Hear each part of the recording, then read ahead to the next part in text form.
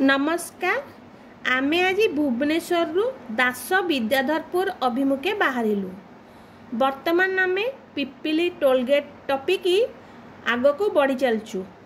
गाड़ी रो स्पीड मात्र 60 किलोमीटर। कारण एठारे कैमेरा लगी। कार मैक्सिमम परमिसिबल स्पीड होची 80 किलोमीटर।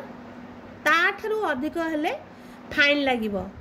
तेणु समस्ते एही नियम को मानिबा उचित।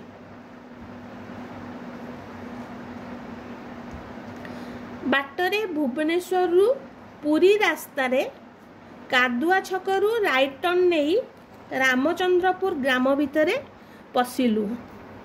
देखंतु गाँ भितरे किपरि सुंदर परिवेश और चारिआडे नड़िया गछ भर्ती होई रहिछि। आपण माने देखि पारुथुबे। आमे आग को बढ़ी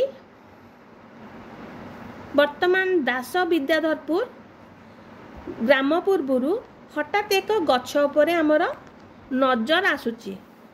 देखंतु यह एक ताल गछ, किंतु ताल गछटी गोटे बर गछ उपरे रहिची। ताल गछटीर मूल माटी रे लागी नाही। यह हमको आश्चर्य लगुची। एते बड़ ताल गछटी गोटे बर गछ उपरे ताठरू खाद्य संग्रह करी बढ़ी पड़ुची।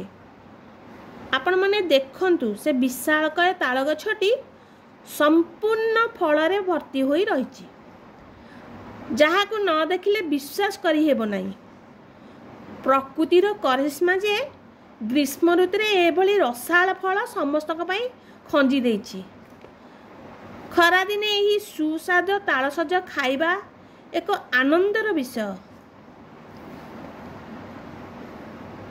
आपण माने देखंतु एही गछरे केते तालसज भर्ती होई रहिची। सुंदर देखा अछि ना।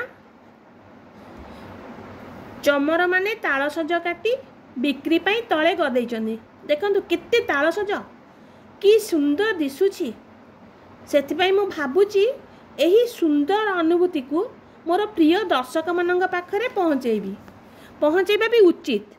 एही वीडियोटी को किपरि लागुची तांको कमेंट, लाइक और शेयर करंतु। जहा कि मते अनेक उत्साहित करिवो। भविष्यत रे एही बोली विभिन्न वीडियो को मो यूट्यूब चैनल रे पोस्ट करी आपण मन को जणाइबी।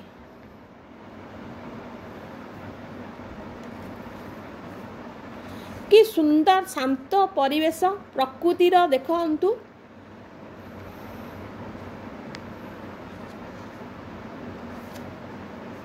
गाँर शांत परिवेश समस्त को मुग्ध कराए। धन्यवाद। Thank you.